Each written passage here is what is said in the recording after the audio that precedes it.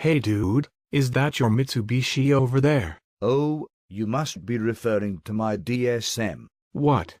I thought you owned that Eclipse over there. That shows how much you know about cars. That is not just an Eclipse, it is a DSM. What are you talking about? Anyone who knows anything about cars knows that Eclipse is a DSM cars. They are faster than any supercar on the road. I have never heard of that before.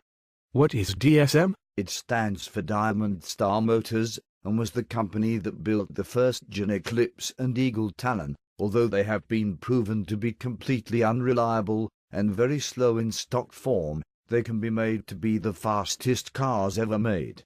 Everyone online says they easily beat Corvettes, especially from a 75-mile-per-hour roll. You can see how the paint is coming off my front bumper from accelerating so fast. That sounds like the guyest thing I have ever heard, and they couldn't make up a better name than Diamond Star. I am sorry.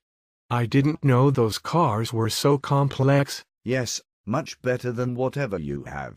What kind of car do you drive? It is a Ford Mustang Mach 1. Oh, my car would destroy your little Ford. What mods do you have done to that Barbie car? What will you do when Ken finds out you have it? I do not know. I just bought it from a guy who just put it back together, but it has the stock 4G63 motor that produced 210 brake horsepower factory but now has a rebuilt bottom end, is pushing more than 20 pounds of boost and has a gutted interior. It also has a carbon fiber hood and Evo wheels, and some kind of Darth Vader body kit. I easily beat full Bullet on LS1 Firebirds, and I have destroyed Mustangs that make 320 rear-wheel horsepower. Really? What is the fastest quarter-mile time you have run? Well, my car is a bloody GST without LSD, so with only the one front tire getting power to the ground. Wait, only one wheel gets power. That doesn't matter. Are you kidding? Anyway, I pulled off a 13.8 and barely lost to a Dodge Charger.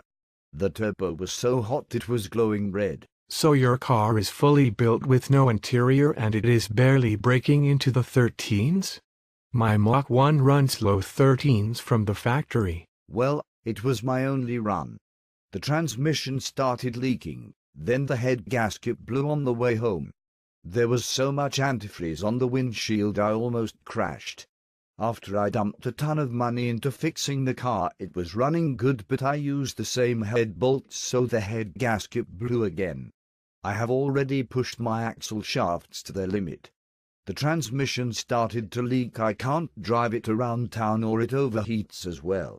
There was also that time I rebuilt the motor because I jumped the timing on a hardcore downshift.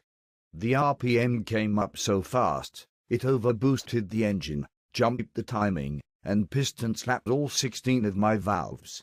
Instead of parking the car, I drove it down the freeway for 10 more miles until it wouldn't run anymore.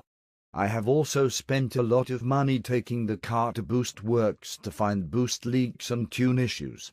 On my next run I will spray a 100 wet shot of nitrous at 2000 RPM so my bottom end will pull harder and I'll break into the low 13s. It sounds like you don't know how to properly use nitrous and your car can't handle that kind of power. Have you ever heard of a nitrous backfire? Your car isn't reliable anymore. That's what you get for trying to turn an economy front-wheel drive car with a tiny transmission and an engine that only makes 140 horsepower without the turbo into a fast car. I didn't know anything about my car until I got home from buying it. The guy who sold it to me said there is a replacement for displacement, boost. He said I will blow the welds off the intake if I do nitrous, but I don't even care. What is so great about your slow Ford? What mods do you have? My Mach 1 has an all-aluminum 4.6-liter V8 dual overhead cam 32-valve with an intake, throttle body, X-pipe, catback, short throw shifter, DF clutch, upgraded axle shafts, a tune, drilled and slotted rotors and some other bolt-ons. That is all you have? I have a turbo, which means my car would completely destroy your car. There is no way your Mustang is as good as a DSM. My car is so powerful when I'm in my boost and floor it. My vision blurs and the torque rips the steering wheel out of my hands. I backhanded my girlfriend like Chris Brown once because of it. If I weren't such a good driver and didn't go to the gym all the time, I wouldn't have been able to control it and would have gone off the road and fireballed. That's why the old owner sold me the car. He said it scared him because it was so made fast.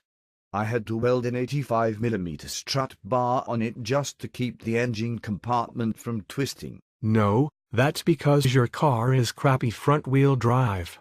My car does not even have a power adder and it still makes more power than your fully built economy car.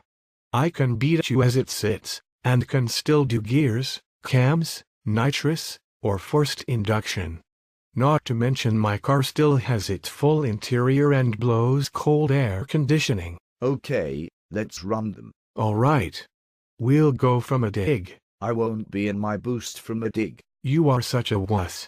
Roll racing is for people who can't drive, or who have crappy cars like yours that need to be in boost just to make decent power. Your car is maxed out and completely overworked just to get the same amount of horsepower my car makes all motor. Whoever thought it was so cool to buy a wimpy 4-cylinder car and max it out just to get normal results a V8 makes? If I did even 8 pounds of boost, I would make over 430 rear-wheel horsepower. If you can't get off the line because it's front-wheel drive, what's the point? It's not like front-wheel drive will give you any advantages on a track either. Let's run them just to shut you up. Just to warn you, I am one of the best drivers in the world. Especially if we poker race.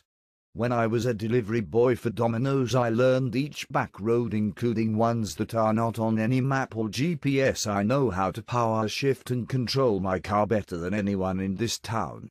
I have beat all the Need for Speed games including Underground, seen all the Fast and the Furious movies, and have poker raced other 16-year-olds hundreds of times. Paul Walker and Van Diesel are my heroes. I have run like 20 minivans off the road and I don't even care. I know how to drift by using my emergency brake. I know how to outrun the cops too. You will most likely be behind me the whole time, so watch out for purple smoke coming from my exhaust. If I experience detonation, you may need to be ready to swerve out of the way. Okay, fine, let's run them.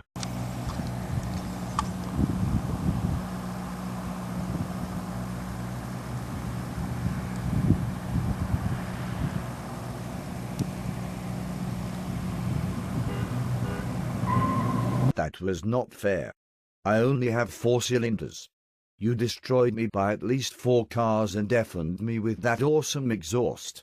I will convert my DSM into all-wheel drive, then you will have no chance. I don't think that will help you very much. Your car will be 200 pounds heavier and you will most likely break your small clutch and transmission with the extra load. Your car was not built to handle this kind of power. It was built to make little teenage girls look cute so guys with Mustangs like me would check them out. You should have bought that 97 Cobra I showed you. It was less expensive and had more power. But it wasn't a turbo. All my homies at the rollout laughed at me when I had my Fox 5.0 even though I could beat most of them. I had to get a turbo to be cool. Boost is where it's at. Now let's go from a 95 roll. Are you retarded? I can see the steel belt coming through your tires and you want to go over 100 miles per hour?